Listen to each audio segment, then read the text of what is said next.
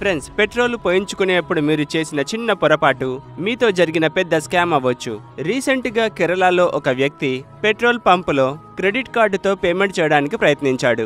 2 సార్లు correct pin వేసినప్పటికీ payment decline అయ్యింది. తర్వాత పెట్రోల్ బంక్ ఎంప్లాయీ మరొక POS మిషన్ తీసుకువచ్చి కార్డు స్వైప్ చేశాడు.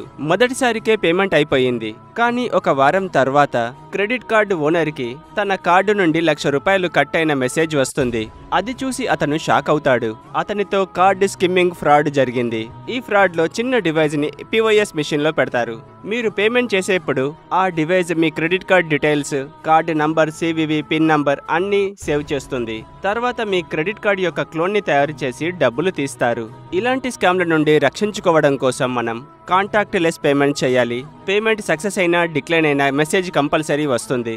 మెసేజ్ ని తప్పకుండా చెక్ చేయండి. ఒకవేళ మెసేజ్ రాకపోతే వెంటనే కార్డ్ ని బ్లాక్ చేయండి.